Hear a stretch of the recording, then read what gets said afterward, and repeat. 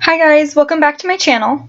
This week I did a portrait of Eminem, the rapper, and it's a graphite portrait this time instead of colored pencils, so that's a bit different. And then I added some text on the background where I printed it up from the computer and printed it out and tore it into tiny pieces and taped it around, so that's interesting.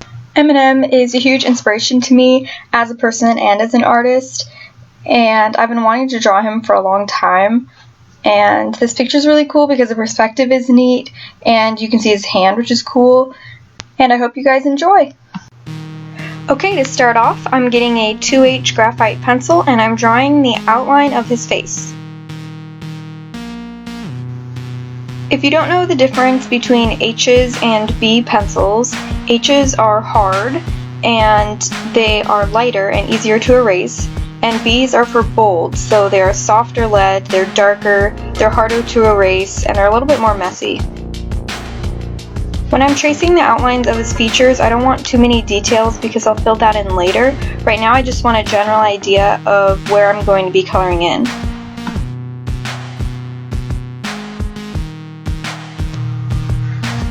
Feel free to erase and start over when you're sketching.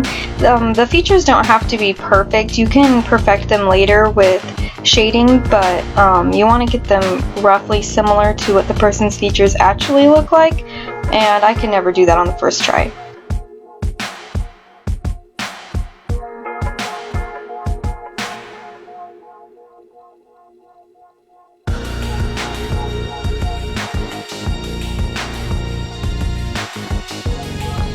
Okay, now I'm taking a 2B pencil. This isn't the darkest, but it's darker than the one I was using before. And I'm using it to fill in areas on his face that are somewhat dark, not totally black, but shadowed areas.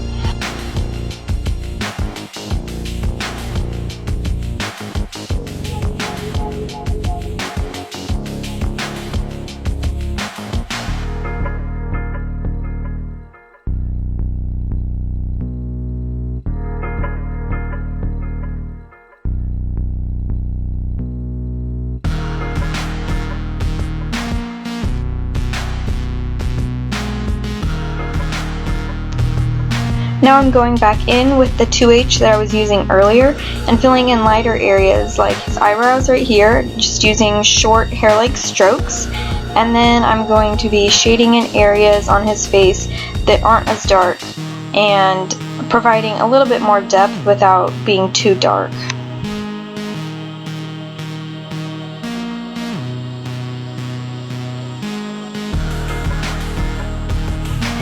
This pencil is good for adding definition to areas that you want to be able to see without making them stand out too much.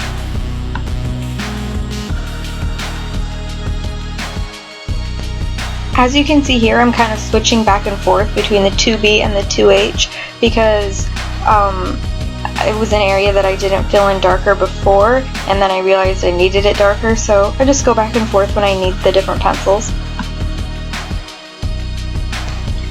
Eminem happens to have a really prominent cleft chin, and so I want to make sure I get that right, because if you draw the prominent facial features well, then the person will look more like they do in real life, and that's very important.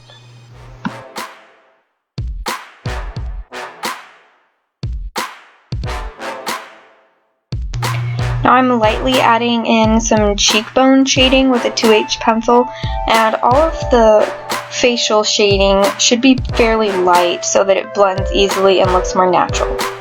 Now I'm taking a 6B graphite. This is one of the darkest that it comes in, and I'm shading his entire right side of the face because the photo I'm looking at has a really dark shadow there, and so his entire right side of the face is pretty much black, and a 6B pencil is almost a black color, so I'm using that to shade in everything.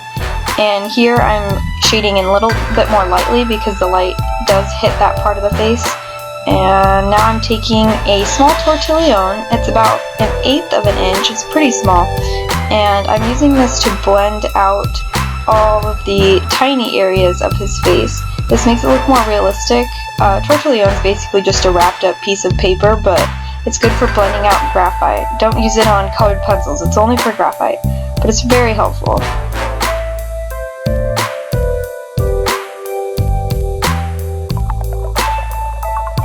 can here just totally try to ignore the fact that he looks literally exactly like Voldemort. It's kind of creepy, but it gets better, I promise.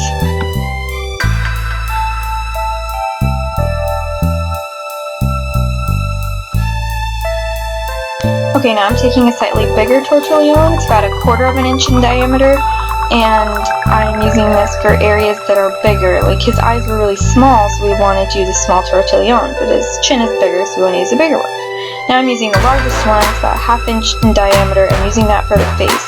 This one blends out the most, and it gives a really soft texture to the skin. This is a technique I like. I am using the leftover graphite on the tortillon to add some definition to his nose that's not as sharp as if I just went in with a pencil.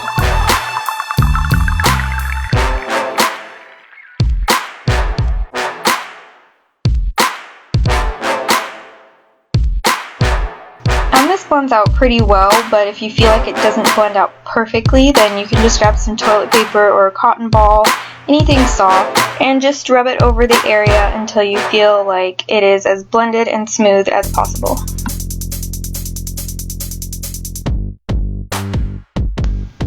So for his hair, I covered most of it with a 6B pencil because it was very dark, but for the remainder of the hair, I am lightly shading in with a 2B pencil and then using both a 6B and a 2B to add small hair-like strokes, and then using a 2H pencil to add more strokes of hair along his hairline so that it blends into his face and there's not a sharp line.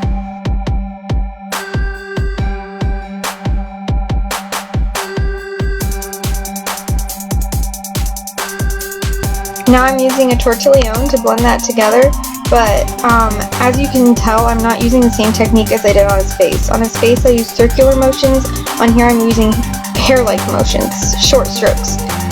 And then I'm taking a eraser pen, and I am going through and erasing any parts of his hair and face that I would like to highlight. This provides great contrast because before everything was darker and shaded, and now we want to add some depth and dimension, and adding light is a great way to do that. Now I'm taking a white charcoal pencil and going over the areas that I just erased. This will make the white areas stand out even more.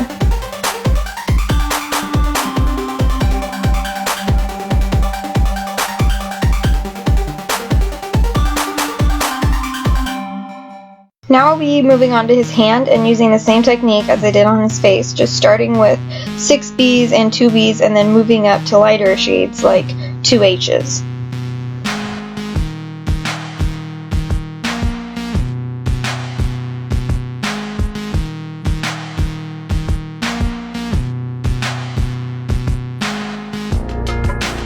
As you can see here, I just filled in his neck too, same techniques, and then using a medium-sized tortillon for both his neck and his hands.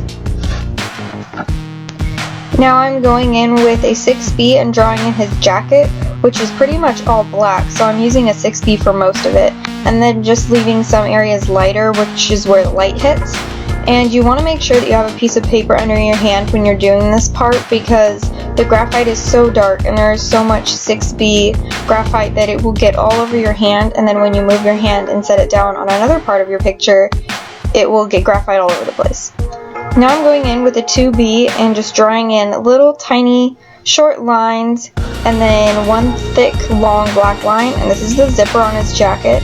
Pretty straightforward, shading in the areas and then using a tortillon to blend it all out. Then I'm going back in with that eraser pen and just highlighting little areas that the light hits. Now I'm just drawing in his shirt, which is a plain white t-shirt, so there's not much to draw. This is just the shadowed areas. I'm using a 2B pencil, but using it kind of lightly, and then a large tortillon to blend it out. This is just some toilet paper to blend it out. Now I'm drawing in a necklace. He has like a cross necklace or something. I'm just using a 2B pencil for this and drawing kind of squiggles because it wasn't very defined in the picture.